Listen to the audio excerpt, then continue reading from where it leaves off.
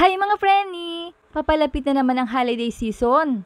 Kaya naman isama nyo na ito sa bucket list nyo na pwedeng ihain sa hapagkainan. At pwedeng-pwede din itong ipangregalo at pang negosyo.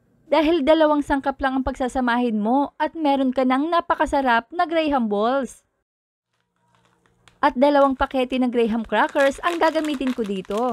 Buo pa talaga ito, hindi yung durog. Mas mura kasi kapag buo pa. At gamit ang yagyaran ay kaskasin lang natin ang mga ito.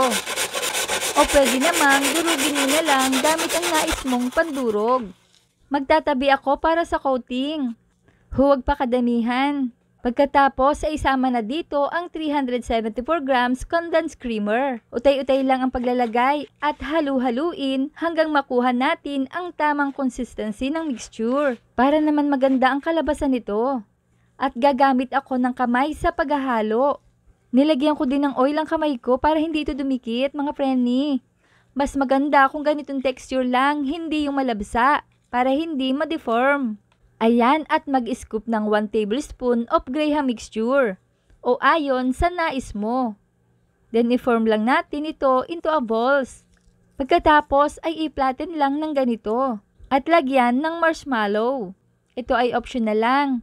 Dagdag idea lang ito kung nais mo may twist ang iyong Graham Balls. Ayan, at madali lang 'di ba? No more dikit dahil hindi ito malabsa. Masarap talaga ang marshmallow na ipalaman dito. At siguradong magugustuhan talaga ito ng mga kids. Ayan, at tapos na ang ating marshmallow fillings. Dadako naman tayo sa pagko-coating. Mga sprinkles ito mga preni, optional lang din. Pwede din namang wala.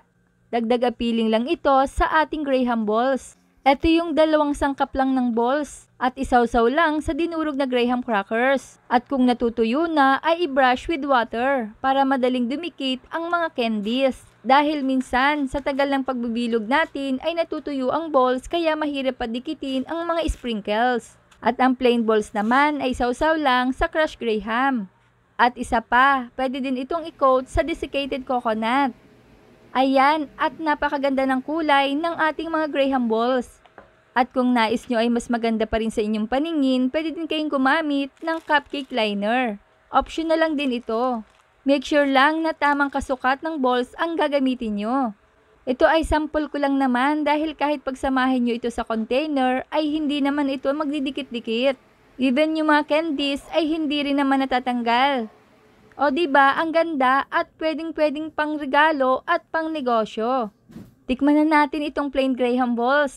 Dalawang sangkap lang talaga at ito yung original na Graham Balls. At itry naman natin itong nilagyan natin ng mga candies. Wow! Mas masarap at try mo na. Kaya i-like, i-share at i-follow nyo na ako para updated kayo sa mga reseping ibabahagi ko pa. Huwag kalimutan, cook with love. Thanks for watching. Bye-bye!